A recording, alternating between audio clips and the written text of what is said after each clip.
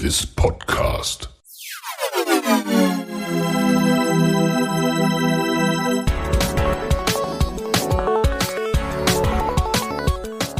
Waterpolo Expert Talk.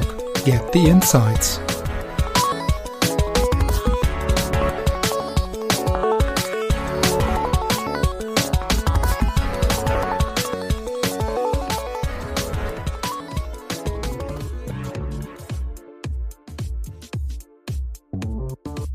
In Italy, so what about the, so we already talked about the different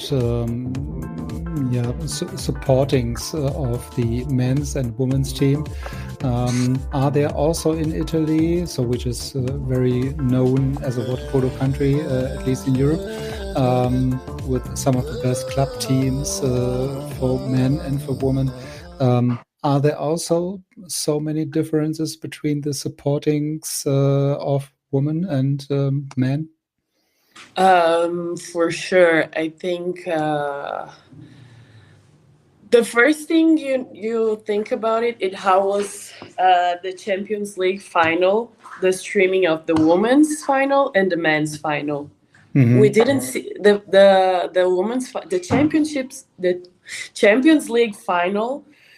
The streaming stopped. It froze at the very end, the critical part of the game where San Andreo scored a goal and they won. I don't know, but we couldn't see it very well. And the Champions League, man, it was something so professional, cameras, angles from everywhere. Mm-hmm. So then you just by this, you realize the investment of the women's and the men's, they're really different. But the problem is that they never even tried. So how can you say that the women's do not give back the same as the men? Yeah, so it's also then not able to get the same coverage in terms of viewers or number of streams or number of visitors as you have maybe then for the men. Yeah, so when you have these kind of PR and marketing activities, as you said, and this is such a big gap between women and men. There's no way to grow for the women's water polo then. Yeah, and also the prize, like it's something insane. I don't remember how much exactly, but it was something that it was shocking. I think like the third place from the Land Cup would get so much more than the women's in Champions League first place. It was something incredible. So how and also these people are making these kind of decisions in most of the cases, or some of the cases, persons are really coming from the water polo community or area, so they should even know it better. Yeah. So and this is the reason because why I don't understand these kind of big gaps. So maybe that's okay that we have a gap, but it shouldn't. But exactly, so much. I understand that asking for equality, it's something really hard, but it's not that we even ask for that. Like we are asking for like at least something. Like at least something, I think, because it can be this huge of a gap.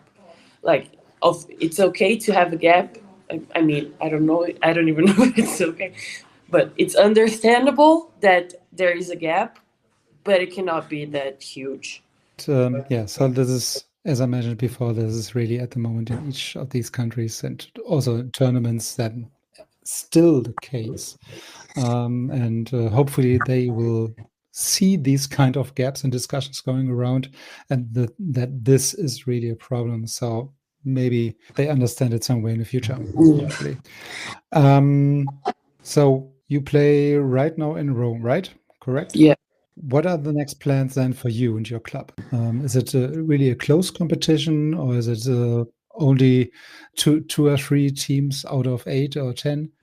I think last year it was closer than the years before that I played. We had like 5-6 teams that sometimes like we would win to like a team in the fifth place. It was kind of crazy. Like everybody would win and lose against each other, So, which is which also makes it interesting. Yes, exactly. And right now, this year, I'm not there because of my shoulder surgery, so I will recover here and then probably be back by the end of November, hopefully. But we got 4 new players, and I saw that the other teams also got some reinforcements. And I think this year is going to be much more competitive than it already was like last year. Okay, yeah, so which makes it also a little bit more competitive, which is also a benefit for each of you. Yeah, so each player and also each club. Yeah, so to make the enhancement in the personal development and also of the teams. Yes, And I think it's at least the better situation to be competitive. it's better for everyone. I mean, also for the viewers. So like we need the viewers to improve, and also like I don't think anyone wants to see like a very 20 goals to game. They want to see like the fight, the thrill. So I think that also helps to grow the sport in like out. It helps it grow it in the sport itself, but it also helps it grow outside of the of our world water polo. To make the audience a little bit bigger than today. Yes. Yes. So at the moment we have hopefully a lot of girls and young athletes and young people starting water polo, standing really at the very beginning of their water polo career. With your view to your career in the past, what are your suggestions or recommendations, hints and tips for these young people starting their career should they have in mind based on your experiences? I think resilience it's really important because it doesn't matter what level you are. You can be the beginning of your career or at the top level. There will be ups and downs. It's normal in every athlete's life. And I think also one thing I think that it's so nice that water polo gives back to me is the experience, the life experience, like the people I get to know, the places I get to travel, and it's all because water polo. So water polo can take you far in life, not only in sport. You'll get to travel with your team and know places. I have friends from all over the world since I was 15. So it's something for your life. I think, that's a good thing to show these young girls that what you can get from water polo as well. So maybe they see us go into the Olympics, seeing us going to championships, and they'll be that was me once. I was like, oh my god, I want to be like them. Yeah, so and when you do not have the chance to see these kind of games, so and then we are again in the marketing area, when nothing is viewable or reachable, then you are not really able to see somebody, and then you can not say, okay, I would like to play or be like that player in the future somewhere. And that's I hope that also water polo is not only a men's sport. And oh my god, what was I gonna say? It comes back. Will come back. We have all the resources to do it, because back at the time it was hard to get a live streaming on YouTube or something, and now it's something easy. You just need a phone, and then you can do a live stream. But for example, the semifinal of the Italian Championship, it was not live stream. Like how can a championship of that level be not live stream for the world? It's Yes. not. And Sometimes it's strange.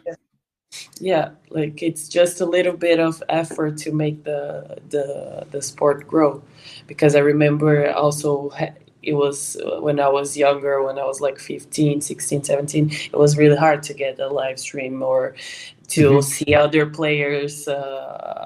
I knew I had my idols from playing against them, not from watching them as much in TV or something. So yeah, so today it's much more easier, as you said. Yeah. So back in the days, there was only the normal TV, and when water polo is not really one of the popular sports, then you do not have any chance to see that, at least maybe when there's Olympics or World Championship, and then you have to be the lucky one with a team coming from a country who's able to be qualified.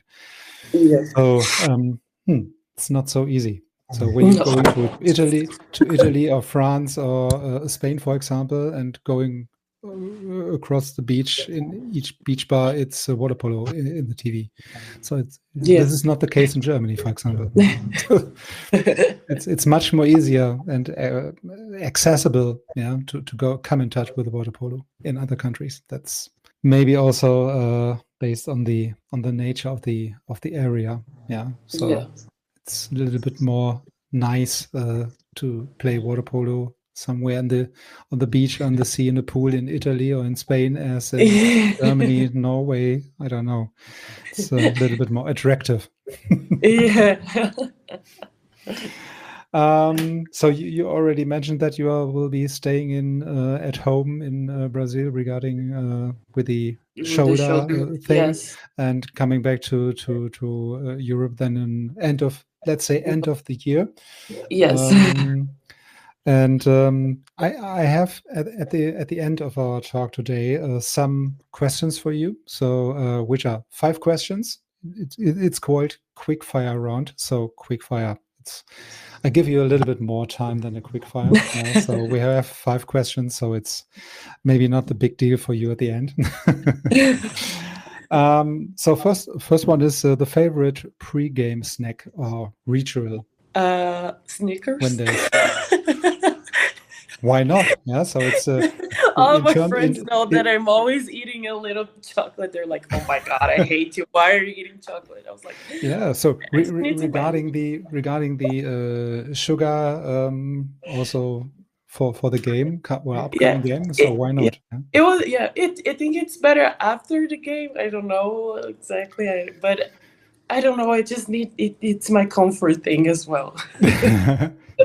When it gives you maybe a better feeling before the game, why not? Yeah, chocolate is so good. It's just like, just like, okay, give me a piece of chocolate and we can start the game. Yeah. Sometimes my friend, they would look at me and I would be like hiding that I was eating chocolate, so they won't judge me. They're like, "Oh my god, why do you do this?" Yeah, so maybe then this might have other reasons for the other guys.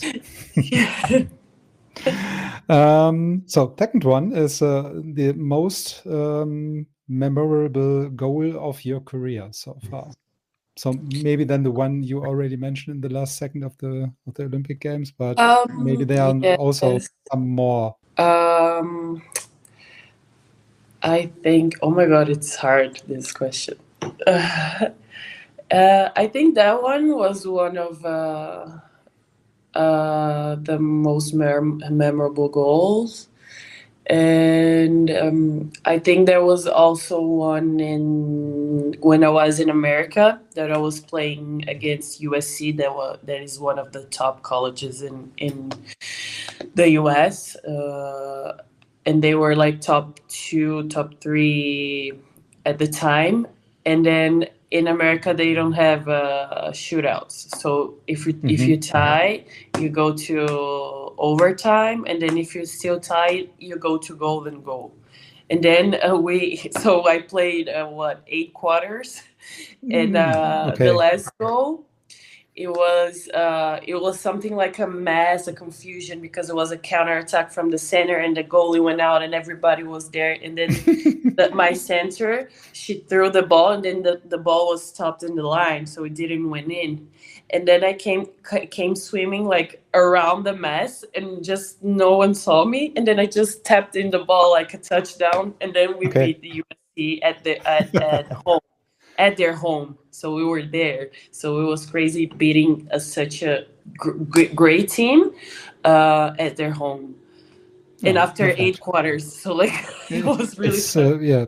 So these kind of situations, maybe it's only possible in the US. Exactly. And So right now I think like, how did I do it? How did I play 8 quarters? yeah, so maybe then I'm happy with the rules here in Germany or in Oh my Europe, God, so that yes. you do not have I'm also really happy. overtime, goal, and whatever. So there are crazy ideas in the past. Yes, because also there they play just like, sometimes they put 3 games in one day, something crazy that I don't. No. When I think about it, I'm like, I was actually really young to be doing this kind of thing because Perfect. So if not water polo, what other sport would you do? I played handball for what I actually started playing water polo, and I didn't like it, and I was like, oh my gosh, I hate it so much. But my parents, they said, no, you have to practice one sport. Swimming was mandatory, so I had to swim. Also because I have asthma, so it was better to get better, and now it was mandatory. And then I had to choose one sport, so I tried volleyball, I tried judo, but at the end I enjoyed playing handball, and I stayed there for 1 year. And then I decided to go back to water polo again. It was already my fate to play water polo, but it also helped me with the shooting. I was basically doing water polo separated. I was doing handball and swimming, so like the shooting part, but and the water part divided. So Okay. it was a good thing because it made me improve my shot. Yeah, so which is at the end then also a good thing. A short period of time with the handball area. Yeah. So I think I would play handball or Perfect. maybe swimming. Okay. Yeah. So I'm more of the handball. okay. Swimming. Good. We say with handball. Good. The favorite teammate you ever played with? Oh my God, that's a hard one. So because I hope that no one of them. No one is complaining hearing the podcast then at the end. So maybe I give you the chance to say 2 or 3. I think right now, for sure, I will talk about right now the center, Agnese Cocchiere, from the national team and from my team. We get along really well in the water. We have a good feeling with each other. But I had a really good feeling with Chiara Tabani, that was on the Italian national team as well. We also had a feeling that we knew when to pass the ball, when one was open, when one was not, how I was going to pass her the ball, and then she knew I was going to pass her the ball at the post.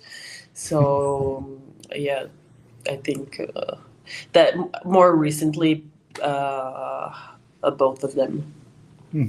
Perfect. So I do not think somebody else will complaining then at the end. So no, there's 2. Like I love all my friends. It's amazing. I just had to choose 2. I'm sorry. So last one. Then you have done it. One thing you always pack when traveling to tournaments. One thing I always what? Pack. One thing you have with you on your tournaments. Chocolate. The Snickers. But usually have some chocolate there. Yes, which is also a reasonable answer. So it's yeah, but I probably absolutely makes sense. Yeah, but I think also chocolate. I would say chocolate. I can probably forget my headphones, but the chocolate I won't forget it. Okay, yeah. So in most of the cases, it would be the different. That's an amazing around. example for the young athlete.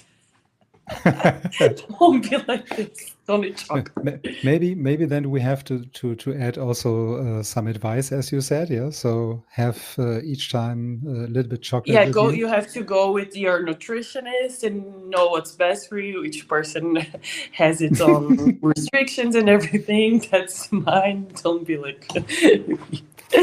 Yeah, so they have to find. Yeah, maybe it works for me, but it doesn't work for you. So. I think, yeah, chocolate works maybe for most of the people. I think that's.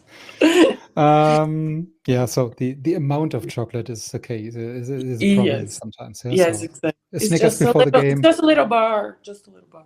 Yeah, it's not a problem. Perfect. So we are at the end of the podcast. I want to say thank you for taking your time again. I wish you all the best with the shoulder, and come back to Europe in November or end of this year. So with a healthy shoulder again. Thank you so much. Also all the best for your next step, then next games, next tournaments, and also with your goals for the national team.